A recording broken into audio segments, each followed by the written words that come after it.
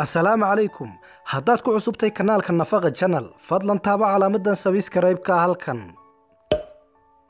intaas kadib wax kasta oo aanu soo dhignaa si uu kuu soo gaadho taaba calaamada gambaleelka ama challenge-ka halkan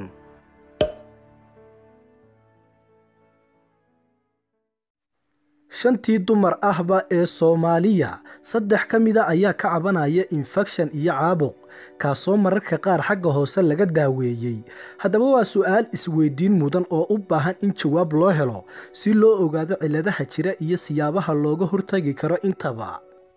intaa kadibna daawadayaal ku soo dhawaada mowduuceena oo maanta ku saabsan infection-ka dumarka ku dhaca iyo waxa keena iyo waxa uu yahay iyo sababta uu dumarka Soomaalida ugu badan yahay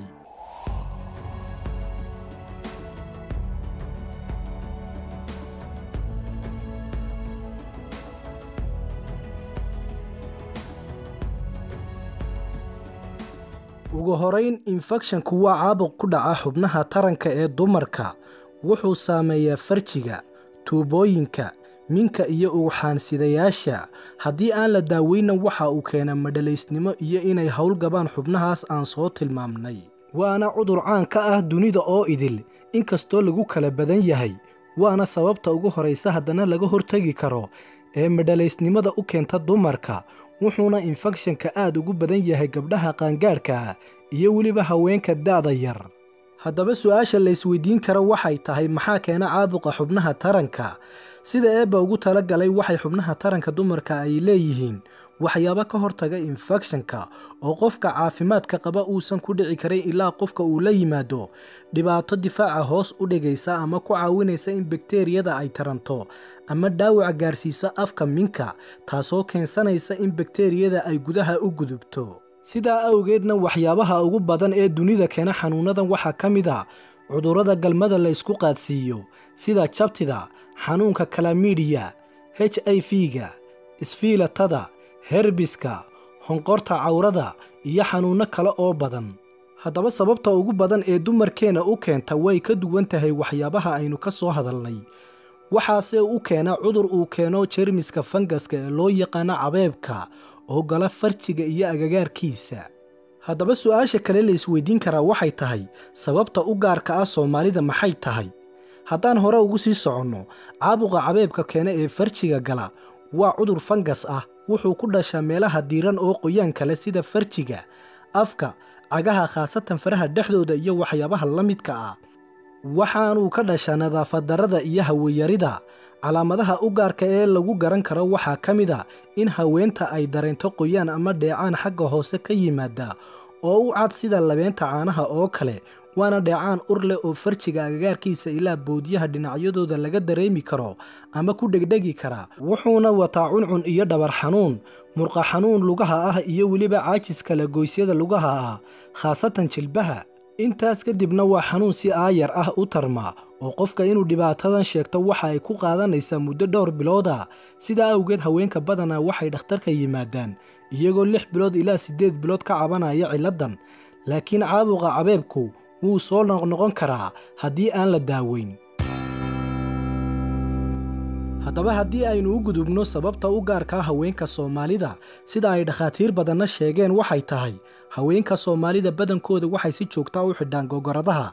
waxayna marada gogorada ka samaysan tahay maadada loo yaqaan nylonka taasoo soo jiidata kuleylka iyo huurka waxayna abuurtaa dhidid badan hawadana kama gudubto waana saddexda shay ay u baahan tahay bakteeriyada ama jeermiska fangaska caabuqa keena ee loo yaqaano candida si uu u tarmo haddaba haweenka aanan xiran gogoradaha way ka yar yihiin ama way ku yartahay xanuunka caabuqa ee fangaska keena haddaba fariinta caafimaad waxay tahay ha joogtaynin xidhashada gogoradaha sidaa awgeedna inkastoo aynan garanayn ummado kale oo ku labista gogoradaha laakiin caafimaad daradeeda waa mid muuqata laguna caddeeyay dhowr cilmi baadhis iyadoo lagu fiiriyay xiriirka ka dhaxayn kara xidhashada dharka naylonka ka samaysan iyo weliba caabuqa cabeebka ama afka ingiriisida noqonaya nylon underwear and yeast infection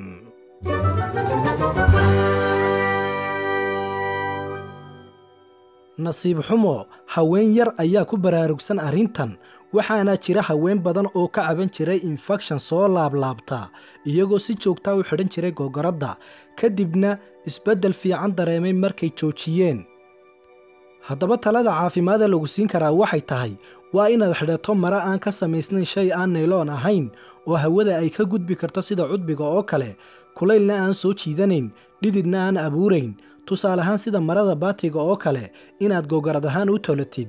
haddii ay kugu adag tahay inaad googorad ka dhigatid, ku dadaal inaanad joogtaynin xidhashadeeda, khaasatan haddii aad ku nooshahay dhulalka kulaylaha ama maro cudbi ah ama baati ah. ku talo googoradda wixii jilbaha ka hooseeya googorad ka dhig, wixii ka sarreeyana maro kale ku talo. taasina waa faashiyonka caafimaadkaaga u roon. intaas kadibna imikiyo haatan waxaaynu tilmaamaynaa calaamadaha kale ee lagu garan karo caabuqa. ugu horayn waxaad isku arki doontaa xanuun qaybta hoose ee wareegga ah, kaadida oo ku gubta, qandho qarqaryo wadata iyo xanuun xilliga galmada ah. intaas kadibna dadka badanaa waxa ay isku qaldaan caabuqa kaadimareenka iyo caabuqa xubnaha taranka ku dhaca. haddaba caabuqa kaadimareenka waa mid ku dhaca kaadihaysta iyo keliyaha. calaamadaha la dareemana way isku dhow yihiin, laakiin caabuqan waxa uu kaga duwan yahay keliya dareemidda dheecaan ama qoyaan siyaado ah oo aan dabiici ahayn iyo cuncun farjiga ah ama nabaro iyo isbeddel maqaarka ee ku dhaca xubnaha taranka. haddaba sidee loo baaraa xanuunkan? dad badan ayaa aaminsan in xanuunkan kaadida lagu ogaado. caabuqan xubnaha taranka gala waxaa lagu ogaadaa in dheecaankaas la baaro ama dhiig laga baaro iyadoo la raadinayo jeermiska kuu keenay xanuunka ama lagu saarayo qalabka loo yaqaana ultrasoundka si loo ogaado caabuqa dhaawaca gaarsiiya xubnaha taranka sida tuubooyinka, ugxaansidayaasha iyo minka intaba. hadduu caabuqu daran yahay wuxuu dhakhtarka kaa qaadi doonaa muunad yar oo baaris loo diro. intaas kadibna xanuunkan waxaa lagu daaweeyaa dhowr daawo oo antibiyootig ah iyo daawo fangaska loogu talagalay, ha ahaato mid la cunaayo, mid la marsanaayo iyo mid sumboosta ahaan loo isticmaalayo. waana qasab in lamaanahaaga la daaweeyo haddii laga helo caabuqan. hadduu xanuunku siyaado noqdana, sida in dheecaan uu ku aruuro tuubooyinka, waa in qaliin lagugu sameeyaa si looga fogaado in tuubooyinka ay xidhmaan, waayo waa halis keeni karta madhalaysnimo. imikiyo haatanna haddaynu ka hadalno siyaabaha looga hortegi kara xanuunkan, waxaa looga hortegi karaa oo muhiima adigoo raaca tallaabooyinkan. ugu horayn waa inaad joojisaa googoradda, maxaa yeelay caafimaadkaaga kuma jiro xidhashadeeda iyo inaad ku labisato, gaar ahaan hadduu xanuunku kaa bixi laayahay. waa wax cilmi ahaan la og yahay, dheefta laga helayo markii la joojiyana waa hubaal. midda labaad, ku dadaal nadaafaddaada guud oo iska ilaali wax kastoo caabuqa kordhin kara, khaas ahaan xilliga caadada. intaa kadibna haddii aad leedahay xanuun ka mid a xanuunnada galmada lagu kala qaado, iska daawee, lamaanahaagana isagana daawee. oo haddii aad doonayso inaad xakamayso uurkaaga ama aad ka hor tagta, iska ilaali isticmaalka qalabka lagu xidho tuubooyinka, waayo wuxuu keenaa caabuq haddii aan si nadiif ah loo xidhin. dhinaca kalena ka fogow isticmaalka daawooyinka qallajiyaasha ah ee aanu dhakhtar kuu qorin, waayo waxay yarayn karaan difaaca jidhkaaga, sidaasna waxaad ugu nuglaanaysaa caabuqan.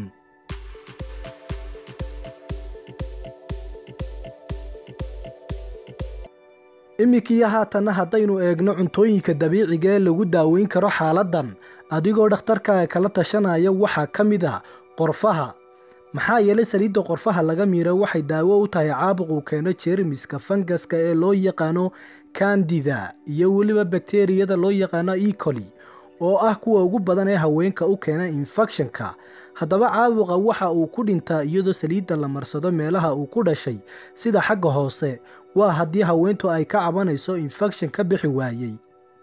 cuntooyinka kale ee dabiiciga waxaa ka mid a geedka dhulkeena caanka ku yahay ee loo yaqaano likaha ama diinsiga. geedkan waa geed ay Soomaalidu ku faanto, maxaa yeelay waxa uu si wanaagsan uga baxa dhulka Soomaaliyeed. faa'iidadiisa oo idilna caalamka ayay Soomaalidu u soo bandhigeen. haddaba geedkan likaha ama diinsiga loo yaqaano waxaa ku jirta walxo faa'iido leh oo antibiyootiga oo jidhka kala dagaalama infekshanka iyo caabuqyada. sidoo kale Soomaalidu waxay u isticmaashaa ku daaweynta nabraha, ilka xanuunka, cuno xanuunka, calool xanuunka, taasoo ku tusaysa inuu galayo booskii daawooyinka antibiyootiga iyo xanuun baabiyaha. waxaa kaloo Soomaalida qaar ay ku daaweeyaan dibirada iyo gaaska iyo dheefshiid xumada. cuntooyinka kale ee dabiiciga ah isla markaana laga helayo dalkeena iyo dunida meel kasta oo lagu daaweeyo xaaladdan waxaa ka mid ah saliid macsarada. maxaa yeelay saliid macsarada markii lala isticmaalo biyo kulul waxay daawo u tahay cabeebka farjiga ee dumarka.